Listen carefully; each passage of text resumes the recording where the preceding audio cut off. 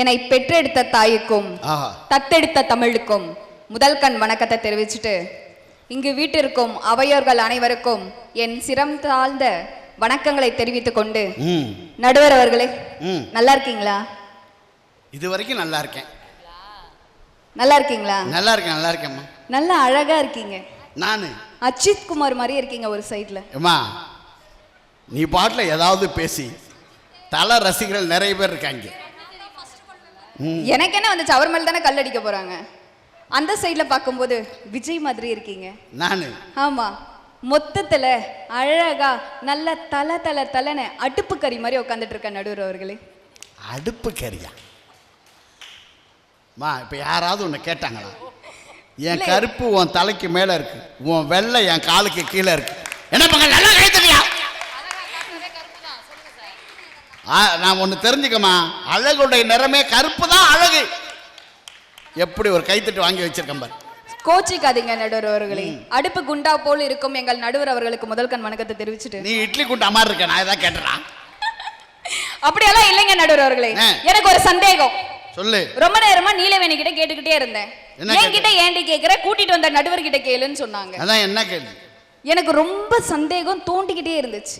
நான் கேக்குறேன், எதிரணியில 2 பேர் கூட்டிட்டு வந்திருக்கீங்கல்ல, இவங்க 2 பேரை எங்க புடிச்சிங்க? வண்டலூர் பக்கம் நின்றுட்டு இருந்தாங்க, வாரிட்டு வந்தேன். அதே மாதிரி தான் இருக்காங்க. வந்ததுல இருந்து பொய்யா பேசிட்டு இருக்காங்களே, இவங்க வாய்க்கெல்லாம் ஏதாச்சும் கிடைக்குமா? ஏமா 50 இட்லி ஒன்னா சாப்பிட்டல, 40 சப்பாத்தி ஒன்னா முழுங்கனல. 40 சப்பாத்தியா? ஆமா நடுவர்களே, 40 சப்பாத்தி மேரியும் கிட்டத்தட்ட 50 இட்லி சுமித்ராவும் சாப்பிட்டாங்க. சாப்பிட்டு இவ்ளோ பொய்யா பேசலாமா? அப்படி பேசாத, ரொம்ப தப்பா சொல்லாதமா. 50 இட்லி வச்சாங்க, கௌரவமா 2 எடுத்துங்கன்னுச்சு. 48 தான் நின்னுச்சு. எதனால? எதனால? அளவு அவ்வளவு. மிச்சம் மீதி சரியா சாப்பிடலன்னு சொல்லிட்டு 80 இட்லி ஆர்டர் பண்ணிட்டு வந்திருக்காங்க.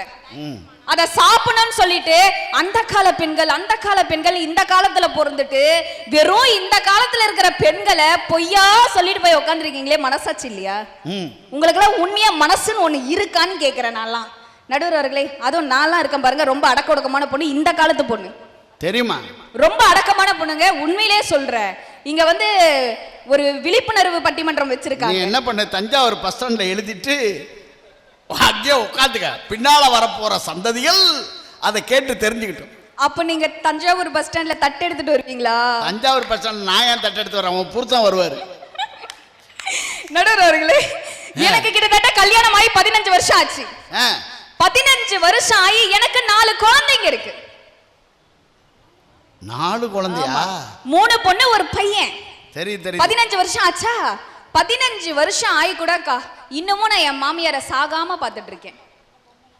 ஓ, நீ பாத்துக்கிற? ஆமா, எங்க மாமியார் சாகாம பாத்துக்கிறேன். நான் கேக்குறேன் நடுவர் அவர்களே, இவங்க சொன்னாங்கல்ல, சுமித்ரா அவர்கள் வந்து பேசும்போது சொன்னாங்க, அந்த காலத்துல எல்லாம் நாங்க எவ்வளவு கஷ்டப்பட்டோம். நாங்க தான் முதல்ல வந்து ரோட போட்டோம், குளிய நோண்டணும், பள்ளத்தை நோண்டணும், மாமியாரை குளியக்குள்ள தள்ளணும், துணியை துவைச்சு போட்டோம், சாமானத்தை கழுவணும், நாங்க தான் தினியும் குளிச்சோம். என்ன போய் நாங்களாம் இந்த காலத்துல எதுவுமே பண்றது கிடையாதா? இந்த காலத்து பெண்கள் சாதனையே செய்யறது கிடையாதா? எங்களுக்கு எவ்வளவு சவால்கள் இருக்கு தெரியுமா நடுவர் அவர்களே? இவங்க பேசுறாங்க, அப்பெல்லாம் 13 வயசு தாண்டதுக்கு அப்புறம் கல்யாணம் பண்ணிடுவாங்க. ஆமா, அது வீட்டுல ஒரே ஒரு கிழவி இருக்கும், அது மேரி மாதிரி ஒரு கிழவி இருக்கும். மேரி மாதிரி ஒரு கிழவியா? மேரி மாதிரி எல்லா வீட்லயும் ஒரு கிழவி இருக்கும் அந்த காலத்துல. அந்த கிழவி நீலவேணி மாதிரி அழகா கியூட்டா. நீ வந்து இந்த மேரிய கிழவின்னு சொல்ற வேலையை விட்டுருமா, அப்படி சொல்லாதம்மா. நீ வேற எப்படி சொல்லணும்? மேரிய கிழவின்னு சொல்லாத, கிழவி கோச்சுக்க போகுது. அப்படி இல்ல நடுவர்களே, நீலவேணி மாதிரி ஒண்ணு தெரியாத 13 வயசு குழந்தைங்களுக்கெல்லாம் அந்த கிழவி ஒரு டைலாக் சொல்லும் அந்த காலத்துல. இது ஃபேவரட் டைலாக், அந்த காலத்துல இருந்தவங்களுக்கு தெரியும். ஃபேவரட் ஒரு டைலாக் இருக்கும், அடியே பேராண்டி, நானே இன்னும் அடுத்த மாசம் இருப்பனோ அடுத்த வாரம் இருப்பனோ தெரியாது, எது ஒன்னும் பார்த்து உன் பிள்ளைக்கும் உன் பொண்ணுக்கும் ஒரு நல்லது பண்ணி விட்டுனா நான் சாவறதுக்குள்ள கண்ணால அந்த நல்லதை பார்த்துட்டு செத்து போயிடுவேன். சொல்லுமா? 2 பேருமே சொல்லுவாங்க. 2 பேருமே சொல்லுவாங்க. இந்த ஒரு டயலாக வச்சு ஒரு படமே எடுத்துருக்காங்க. உங்கள மாதிரி கிழவனும் மேரி மாதிரி கிழவியும் சொல்லுவாங்கன்னு வச்சுக்கோங்க. அந்த டயலாக வச்சுக்கிட்டு அவங்களும் நம்பி 13 வயசு பொண்ணுக்கு கல்யாணமும் பண்ணிடுவாங்க. அந்த கல்யாணம் முடிஞ்சதுக்கு அப்புறம் அந்த பொண்ணுக்கு 13 குழந்தைய பிறந்ததுக்கு அப்புறம் கூட அந்த கிழவி சாவாது. 13 குழந்தையா? ஆமா, அந்த காலத்துல. அந்த காலத்துல அந்த மாதிரி கேள்விங்கெல்லாம் இவங்க வச்சிட்டு இருந்தாங்க. இப்ப ஒரு படம் எடுத்திருக்காங்க, அதை வச்சுதான் ரகு தாத்தான்னு ஒரு படமே. என்ன படம்? இந்த காலத்துல இந்த கிழவிய சொல்ற டயலாக் தான் படமே. ஓ அப்படிங்களா நடுவர் அவர்களே? அதே மாதிரி எனக்கும் ஒரு ஆசை வந்துச்சு. அந்த காலத்துல கிழவனை கல்யாணம் பண்ணிக்கணும்னா இல்ல கேட்டியா? கிழவனை இல்ல நடுவர் அவர்களே, கிழவனை இல்ல நடுவர் அவர்களே, எனக்கும் ஒரு ஆசை வந்துச்சு. 13 வயசுல அந்த காலத்து பெண்களுக்கு கல்யாணம் பண்ணிட்டாங்களே, நாம நம்ம அம்மா கிட்ட போயிட்டு அம்மா நானும் 8th முடிச்சிட்டேன், எனக்கு 13 வயசு ஆயிடுச்சு, எனக்கு கல்யாணம் பண்ணி வைங்க அப்படின்னு நான் எங்க அம்மா கிட்ட கேட்டேன். விளக்கமாத்த எடுத்துட்டு வந்து அடிச்சாங்க. விளக்கமாத்திலே அடிச்சு பிரிச்சிருக்கணும். முதல் சவாலே விளக்கமாத்தடிங்க. இவங்க பேசிக்கிட்டு இருக்காங்க. அதுக்கும் மேல புருஷனையும் பொண்டாட்டியும் எவ்வளவு பாசமா கொஞ்சம் தெரியுமா? இவங்களுக்கு கொஞ்சம் தெரியுதா? ஷாமி என்னடா புருஷா அதெல்லாம் ஒரு காலத்துல சுவாமி நான் தான் ஏங்குறேன் இங்க வாங்க, இப்பெல்லாம் அடைச்சி இங்க வா. அப்படியெல்லாம் கிடையாது நடுவர். செல்லம்மா டா டி அப்படி போட்டு கூப்பிடுவோம். ஏன் தெரியுமா? நாங்க ஏன் தெரியுமா டாடி போட்டு கூப்பிட்டுக்கிறோம்? செல்லம்மா அப்படி கொஞ்சுக்கிறோம். டாவும் டியும் ஒன்னா சேர்ந்தாதான் டாடின்னு கூப்பிடுறதுக்கு ஒரு குழந்தை வரும். ஓ அதனாலதான் நாங்க அழகா செல்லம்மா டாடி அப்படின்னு சொல்லி போட்டு கொஞ்சறோம். இதுல இதுங்களுக்கு என்ன வைத்தறிச்சல்? அந்த பக்கமா திரும்ப காரி துப்பிக்கிறேன். நடுவர்களே அப்படிலாம் கிடையாது. அந்த காலத்துல ஜாதகம் வச்சுதானே கல்யாணம் பண்ணாங்க. இப்போ ஃபார் ஒரு சேஞ்சுக்கு இந்த காலம் எப்படி இருக்கு? ஒரு செல்போனோ பையனோட செல்போனோ பொண்ணோட செல்போனோ மாத்திக்கிட்டாலே கல்யாணம் முடிஞ்சிருங்க. இப்ப மாத்துனா கல்யாணமே முடிஞ்சிரும். நடக்கவே நடக்காது. வேணா மாத்தி கொடுத்து பாரு, முடிஞ்சிரும். ஏங்க அந்த காலத்துல எல்லாம் என்ன சொல்லுவாங்க? அந்த கல்ல தூக்கனாதான் பொண்ணை கொடுப்பேன்னு சொல்லுவாங்க. இன்னைக்கு அதான் யாருங்க பொண்ணை கேக்குறாங்க? பொண்ணை தூக்கிட்டு போறாங்க. எவ்வளவு சவால்கள் இருக்கு தெரியுமா? இதுக்கும் மேலங்க என் புருஷன் ரொம்ப பாசமான மனுஷன். உன் வீட்டுக்காரரு எஸ் ஹவுஸ் ஓனரா? ஹவுஸ் ஓனர் இல்லைங்க, எனக்கே ஓனர். அதான் எனக்கே ஓனர் நடுவர்களே. என் புருஷன் அவரை கல்யாணம் பண்ணும்போது அதையே ஓர கண்ணால பாக்குறேன். நல்லா பாரு, நல்லாவே பார்த்து சொல்றேன் நடுவர்களே. என் புருஷன் மேல எனக்கு பாசம் ஜாஸ்தி. இந்த மாதிரி இவங்க சொல்ற மாதிரிலாம் கிடையாதுங்க. நான் சொல்றேங்க, உண்மையிலே எங்க வீட்டுல எல்லா வேலையும் நான் தான் பாக்குவேங்க. சங்கீதக்கா சத்தியமா எங்க வீட்டுல எல்லா வேலையும் நான் தான் பாப்பேன். என்ன வேலை தெரியுமா? என் புருஷன் பாத்திரம் கழுவாரு, நான் பாப்பேன். அவர் துணி தைப்பாரு, நான் பாப்பேன். அவர் வீடு பெருப்பாரு, நான் பாப்பேன். ஆமா ஒழுங்கா பாக்குறாரு, நான் பாப்பேன். இப்ப நீங்க வந்திருக்கீங்க, அங்க என்ன பண்றாரு? ஐயோ இப்ப யார பாக்குறாருன்னு தெரியலையேன்னு யோசிப்பேன். பாத்துக்க, அந்த மாதிரி பத்திரமா பாத்துக்க, போன் பண்ணி கேளு. அப்படியெல்லாம் இல்ல நடுவர்களே. என் கூட பிறந்தது மொத்தம் 6 அக்கா தங்கச்சிங்க. நாங்கெல்லாம் என் புருஷனை 6 அக்கா தங்கச்சிங்கிட்ட விட்டுட்டு வந்திருக்கேன். நான் தான் 7வது. நீதான் 7வது. நீ 7 இல்ல 7.5. என்ன 7றனதோ அந்த அண்ணன் அப்படி சிரிக்கிறது பரவாயில்ல. என் புருஷனுக்கு ஏதாச்சும் திடீர்னு பசிக்குதுன்னு வச்சுக்கோங்க, பெரிய தங்கச்சி போயிட்டு தேங்காய் சட்னி வைப்பா இட்லி பக்கத்துல. என் சின்ன தங்கச்சி போய் தக்காளி சட்னி வைப்பா. அக்கா பெரிய அக்கா தேங்காய் சட்னி, சின்ன அக்கா தக்காளி சட்னி, நடுவக்கா கார சட்னி, இப்படி விதவிதமா சட்னி வச்சு எல்லாத்தையும் சாப்பிட்டு உன் புருஷனுக்கு புடுங்கிட்டு போவோமே. புரிஞ்செல்லாம் போவாதீங்க. மச்சினிச்சியோட பாசத்தோட வாழ்வாரி என் புருஷன். ஆமா ஏங்க, அதுக்கும் மேல ஹைலைட்டா ஒண்ணு சொல்றேன் நடுவர்களே. எனக்கு மச்சினிச்சியே கிடையாதுமா.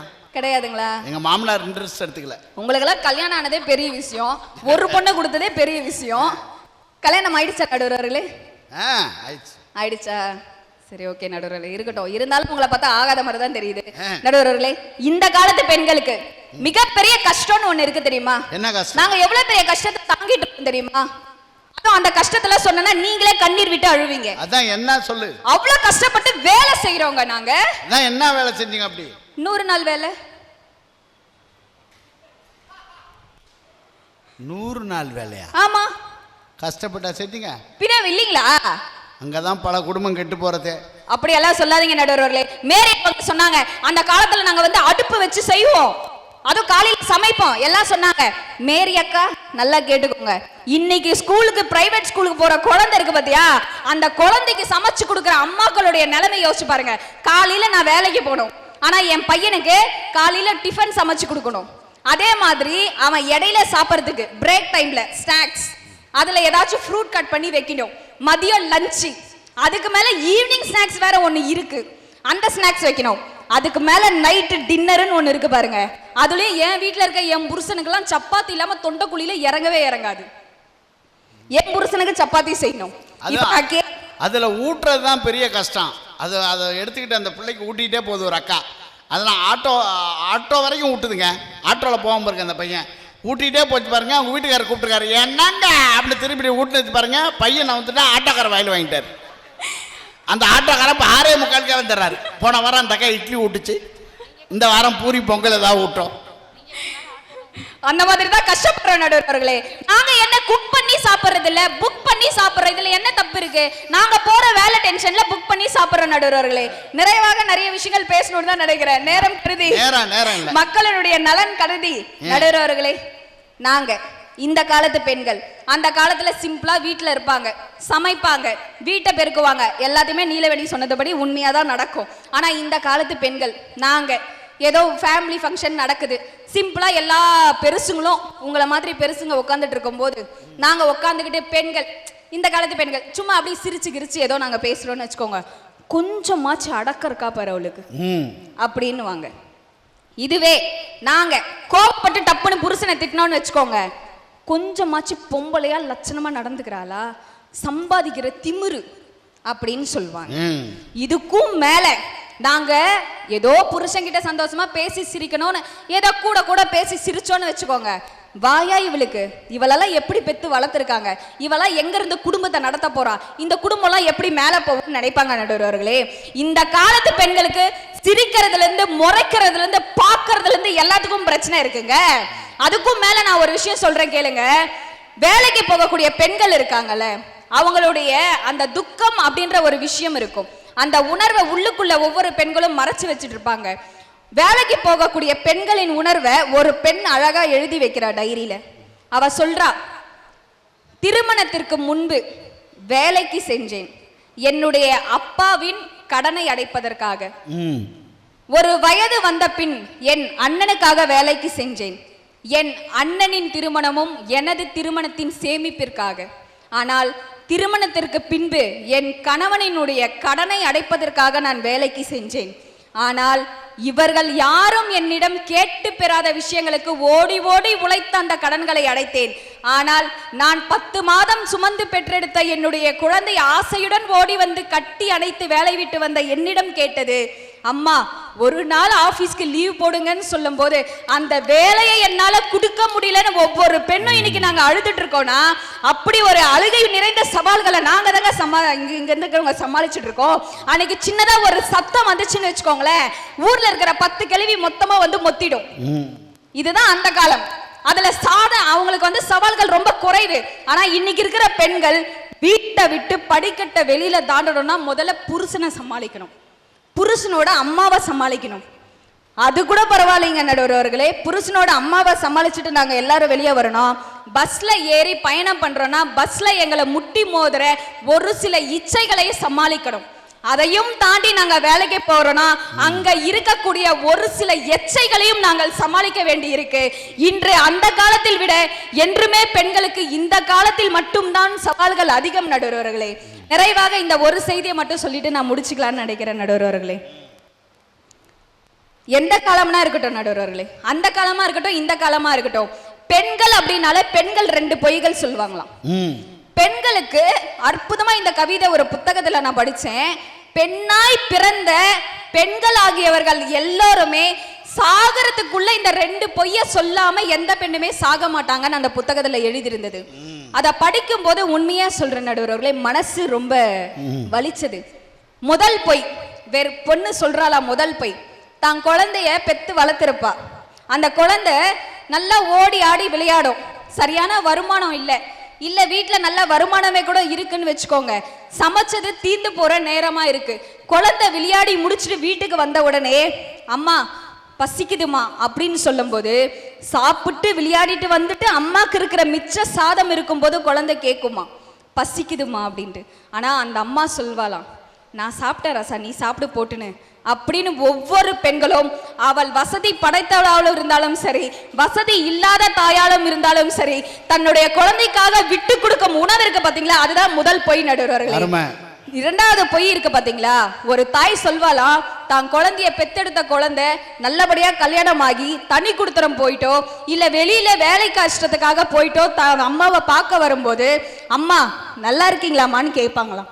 நல்லா இருக்கேன் அப்படின்னு சொல்லிட்டு ஒரு தாயை பார்த்து மகன் கேட்கும்போது தாய் மனசுக்குள்ள 1000 கஷ்டம் இருக்கும்.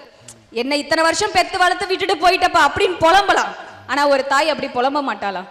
அவ சொல்வாளா, நான் நல்லா இருக்கேன் ராசா, நீ நல்லா இருக்கியா அப்படின்னு ஒரு தாய் கேட்கக்கூடிய இந்த இரண்டாவது வார்த்தை தாங்க உலகத்தில் இருக்கக்கூடிய மிகப்பெரிய இரண்டாவது பொய்ன்னு சொல்றாங்க. அப்படின்னா அந்த தாய்களுக்கு எடுத்துக்காட்டாக இங்க அமர்ந்திருக்கக்கூடிய அந்த காலத்து பெண்களாக இருக்கட்டும், இந்த காலத்து பெண்களாக இருக்கட்டும், உணர்ச்சி பிளம்புகளை விழுங்கி உதிரத்தை உரமாக்கி ஊண்டு சக்தியே இல்லாத எந்திரமாய் சுதந்திரத்தை வெறுத்து சுமைக்குள் சுகம் கண்டு மருகும் மனதோடு தன்னையே தியாகம் செய்பவள் தான் தாய். அப்படியாப்பட்ட தாய்மார்களுக்கு இந்த காலத்தில் தான் சவால்கள் ஜாஸ்தி என்று கூறிக்கொண்டு வாய்ப்பளி அத்தனை உலகம் நன்றி பாராட்டி விரும்புகிறேன். நன்றி, வணக்கம். அருமை. ஒரு பட்டிமன்றத்தில் மிக முக்கியமான விஷயம் கடைசியாக பேசுகிற பேச்சாளர். ஏன்னா கடைசியாக பேசுகிறவங்களுக்கு கொஞ்சம் டைமும் கம்மியாக இருக்கும், நேர நெருக்கடி இருக்கும், ஆனால் நல்லாவும் பேசணும். இதை மிக சிறப்பாக செய்த சுகன்யா அவர்களுக்கு ஒரு பெரிய கைத்தற் கொடுத்து பாராட்டும். 2 நிமிஷத்தில் தீர்ப்பு சொல்லிடுவேன். என்ன 1 மணி நேரம் போகிறோம், என்ன அவ்வளோதான், முடிச்சுட்ருவோம். மிக அழகாக நம்ம மேரி செல்வராஜ் அக்கா அவர்கள் ஒரு நிகழ்ச்சி இந்த மாதிரி பண்ணணும், நம்முடைய பிரகதீஸ்வரர் லயன் சங்கமும் நம்முடைய விஷ்ணு மருத்துவமனையும் இணைந்து ஒரு புற்றுநோய் மருத்துவமனைக்கு ஒரு புற்றுநோயை வந்து சிறப்பு முகாம் ஒன்று நடத்துகிறாங்க அப்படின்னு மூர்த்தி அண்ணன் மூலமாக பேசினப்போ, நிறைய நிகழ்வுகளில் நம்ம பங்கேற்றாலும் இந்த நிகழ்வில் பங்கேற்றணும் அப்படின்னு நான் எடுத்துக்கொண்டதுக்கு முதல் காரணம், என் தாய் ஒரு புற்றுநோயால் இறந்து போன ஒரு பெண். அம்மாவும் அவங்க அந்த காலத்துலேருந்து இந்த புகையிலைன்னு சொல்லுவாங்க, நம்ம ஊரில் வெத்தலை பாக்கு போடுற பழக்கம் இருக்கும். அதில் வந்து அவங்களுக்கு புகையில இல்லை வந்து புற்றுநோய் வந்து ரொம்ப லாஸ்ட் ஸ்டேஜில் தான் அவங்கள நம்ம கண்டுபிடிச்சோம். அப்படி இருக்குது அப்படின்னு தெரியல. நான் வந்து லாஸ்ட் ஸ்டேஜ் தான் கண்டுபிடிச்சோம், அவங்கள எங்களால் காப்பாற்ற முடியல. ஆனால் வாழ்க்கையில் வந்து ஒவ்வொரு மனிதருக்கும் ஒரு விதமான கஷ்டம் இருக்கும். இப்போ அந்த கால பெண்களுக்கும் இந்த கால பெண்களுக்கும் என்ன வித்தியாசம் அப்படின்னா, பெண் எல்லா காலத்திலும் ஒன்று தான், சக்தியின் வடிவம்தான் பெண். ஒரு கண்ணதாசன் ரொம்ப அழகாக சொல்வார். நிறைய நான் கூட கண்ணதாசன் சொன்னதுக்கு காரணம் அவரோட அனுபவ பிழிவு. அவர் சொல்லுவார், ஒரு காலகட்டத்திற்கு மேலே இந்த பெண் தான் நம்மை தாங்கி கொள்கிறாள்ங்கிறது அப்போ தான் கணவனுக்கு புரியும். ரொம்ப ஏழிய ஸ்டேஜில் கல்யாணம் பண்ண நேரத்தில் நான் தான் பெரிய ஆளுன்னு இவன் நினச்சிட்டு இருப்பான். ஒரு குடும்பத்தினுடைய மிகப்பெரிய ஆணிவேர் ஸ்டேஜ் மாற மாற மாற கடைசியில் இந்த குடும்பத்தை தாங்கி நிற்பவள் அவள் தான். நாம ஒண்ணுமே இல்லைன்னு ஆணுக்கு ஒரு நாள் தெரிய வரும். அந்த இடம் மிக முக்கியமான இடம். நம்மளை எல்லாம் தாண்டி அவன் நிற்கிறாப்பா.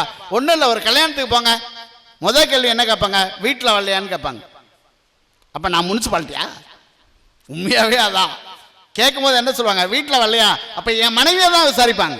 இது எல்லா இடத்துலையுமே கேட்க வேண்டிய கேள்வி, எல்லா இடத்துலையும் கேட்பாங்க. ஒரு ரொம்ப அழகாக அவங்க சொல்லும்போது சொன்னாங்க, பெண்ணை பஞ்சபூதமாக பார்க்குறாங்க. அம்மா நீ நிலம் என்னை சுமந்ததால், நீ நீர் நான் உன் மூலம், நீ நீர் நான் உன் வயிற்றில் மிதந்ததால், நீ காற்று நான் உன் மூலம் சுவாசித்ததால், நீ நெருப்பு என்னை கதகதப்பாய் பார்த்து கொண்டதால், நீ எனக்கு ஆகாயம் என் வாழ்நாளையே தந்து எனக்காக வாழ வைத்ததால். பஞ்சபூதத்தின் வடிவமும் பெண் தான். ஈரோடு மகேஷ் அவர்கள் ஒரு கவிதை எழுதியிருந்தார், அது எனக்கு ரொம்ப பிடிச்ச கவிதை. அவங்க அம்மாவை பற்றி ஒரு கவிதை எழுதியிருந்தார். அவங்க அம்மா கேட்டாங்களாம், நீ நிறைய கவிதை எழுதுறியப்பா, என்னை பற்றி ஏதாவது எழுதக்கூடாதான்னு அவர் எழுதியிருந்தார். நீ வந்து எல்லாரையும் பற்றி எழுதியிருக்க, என்னை பற்றி எழுதலன்னு அவர் சொன்னார், என்னை எழுதியவள் நீ, உனக்காக நான் என்ன எழுதுன்னு கேட்டேன். இங்கே யோசிச்சு பாருங்க, ஒரு அம்மாவை தாண்டி ஒரு போக முடியுமா? அப்படின்னா அப்பாவுக்கு ரோலே இல்லையா சார்னா, இதை எல்லா பெண்களும் ஒத்துப்பாங்க.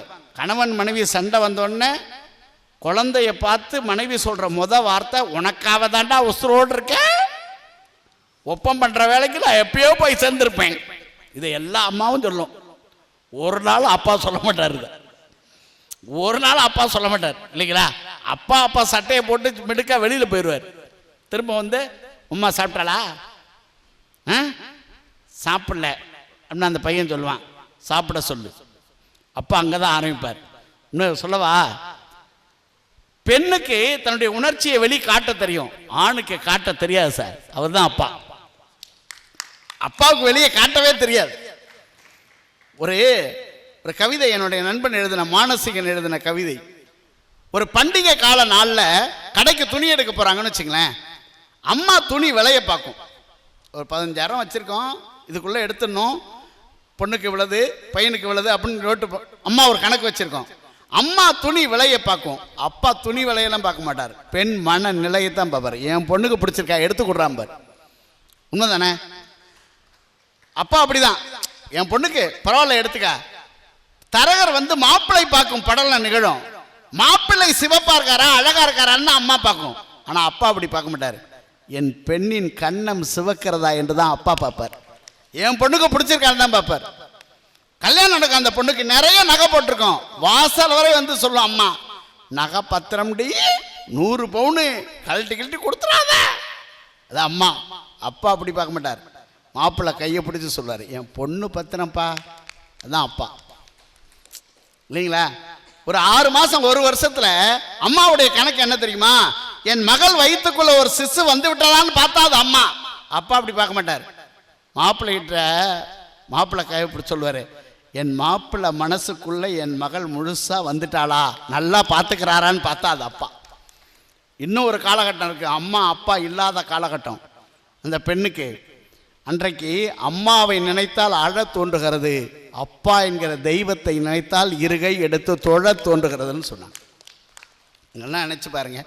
ஒரு காலத்தில் பெண்களுக்கு கஷ்டம் இருந்தது, இல்லைன்னு சொல்ல முடியாது. அவங்க தண்ணி கூட சுமந்தாங்க, ஊதி நம்முடைய அடுப்பை வந்து ஊதி தான் சமைச்சாங்க, ரொம்ப கஷ்டப்பட்டு சமைச்சாங்க, இல்லைன்னு சொல்லலை.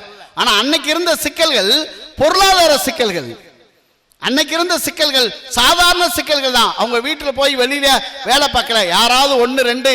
இன்னைக்கும் வீரமங்கை வேலுநாச்சியாருடைய வீரத்தை பத்தி பேசுறோம், இன்னைக்கும் குந்தவை நாச்சியாருடைய வீரத்தை பத்தி பேசுறோம், இன்னைக்கும் அரச பரம்பரை இருந்தவங்களுக்கு வேணா கஷ்டம் இருக்கலாம், ஆனா ஆண்மறி மனிதர்களுக்கு பெரிய சவால்கள் இல்லை. ஆனா ஒன்னு சொல்லவா, கண்ணுக்கு தெரிந்த 100 எதிரியை சமாளித்தார்கள் அன்றைய பெண்கள், கண்ணுக்கு தெரியாத 1000 எதிரிகளை சமாளிக்கிறார்கள் இன்றைய பெண்கள். கண்ணுக்கு தெரியல, ஆனா அவன் எதிரி.